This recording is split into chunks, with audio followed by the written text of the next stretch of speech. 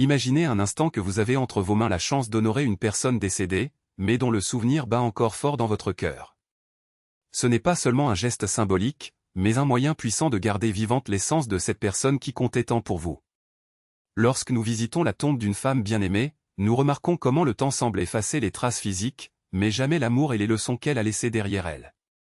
La terre ferme, les fleurs fanées, tout réclame de l'attention, un petit soin qui redonne sa dignité à cet espace sacré. Maintenant, réfléchissez, et si vous pouviez transformer cette visite en quelque chose de plus profond? Au lieu de simplement vous souvenir, pourquoi ne pas agir? Apporter de l'eau, arroser la terre desséchée, laver le marbre avec soin, déposer des fleurs fraîches. Chaque goutte, chaque geste, c'est comme si vous disiez « Je n'ai pas oublié. Vous faites toujours partie de ma vie ». Ces petits actes ne sont pas seulement de l'entretien, ce sont des déclarations d'amour qui s'étalent sur le temps. Mais ne vous arrêtez pas là. Allez plus loin. Lorsque vous y êtes, dites une prière sincère, demandez pardon pour toute blessure non résolue, soyez reconnaissant pour les bénédictions reçues. Souvenez-vous des histoires qu'elle racontait, des rires partagés, des moments où sa présence égayait les jours les plus sombres. Et si vous le pouvez, partagez ce souvenir avec les autres. Enregistrez une vidéo, écrivez une déclaration, faites résonner votre voix en hommage à celui qui est décédé. Après tout, la mémoire ne doit pas être gardée sous silence, elle mérite d'être célébrée. Et voici l'invitation qui change tout, commencez dès aujourd'hui. N'attendez pas une date spéciale. À chaque visite, prenez quelques minutes supplémentaires. Propre, bien rangée, parlez-lui comme si elle était toujours là. Parce que, d'une certaine manière, elle l'est. Dans les valeurs qu'il a enseignées, dans les gestes que nous répétons, dans l'amour qui ne se fane jamais. Et lorsque vous le ferez, quelque chose d'extraordinaire se produira, ce ne sera pas seulement le tombeau qui prendra vie, mais aussi votre cœur. Souvenez-vous de cette femme qui, après avoir terminé ses prières, se rendit au tombeau de son mari avec un regard de tendresse. Elle n'y est pas allée par obligation, elle y est allée parce qu'elle sentait sa présence là, comme si aucun temps ne s'était écoulé. Et quand quelqu'un s'approchait, elle n'hésitait pas à montrer son affection. Au contraire, elle racontait des histoires, riait, pleurait, comme s'il était toujours à ses côtés.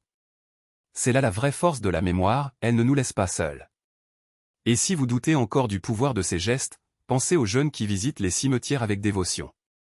Ils ne le font pas par habitude, mais parfois, croyant que chaque larme versée, chaque mot murmuré est entendu au-delà de la vie. Ils savent qu'honorer les morts n'est pas seulement un devoir, mais une manière de maintenir vivant le lien avec leurs racines. Alors la prochaine fois que vous irez au cimetière, ne vous contentez pas de prendre des fleurs. Prenez votre cœur ouvert, vos souvenirs les plus précieux, votre gratitude.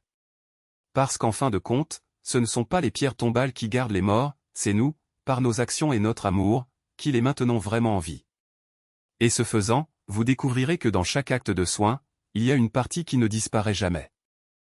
Et il ne s'agit pas seulement de préserver les souvenirs, mais de les transformer en force. Parce que lorsque l'on se permet de ressentir la présence de ceux qui sont décédés, on découvre que l'amour ne connaît pas de limite, pas même celle de la mort. C'est comme si, dans chaque prière murmurée, dans chaque visite au tombeau, dans chaque geste d'affection envers ceux qui sont encore là, vous tissiez un pont invisible entre le passé et le présent.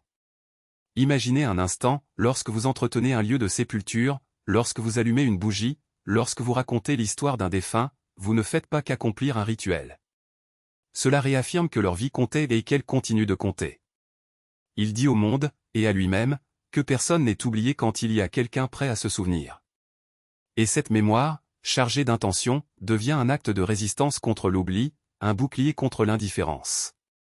Pensez-y, combien de fois avez-vous ressenti un soulagement inexplicable en parlant de quelqu'un qui n'est plus là? Comme si, en prononçant leur nom, en revivant leurs rires, leurs leçons, leurs petites bizarreries, on les faisait en quelque sorte revenir, ne serait-ce que pour un instant. Ce n'est pas magique. C'est l'amour.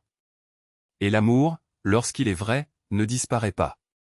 Il se transforme, se propage, se multiplie. Alors, la prochaine fois que vous ressentirez le poids du désir, ne le réprimez pas, laissez-la vous guider. Laissez-la vous inspirer à vivre d'une manière qui honore ceux qui sont décédés. Parce qu'au fond, c'est ainsi que nous maintenons en vie ceux que nous aimons, non seulement en nous souvenant d'eux, mais en vivant comme ils nous l'ont appris. Et quand vous ferez cela, vous réaliserez que la mort n'est pas la fin. C'est juste un changement d'adresse et l'amour est éternel.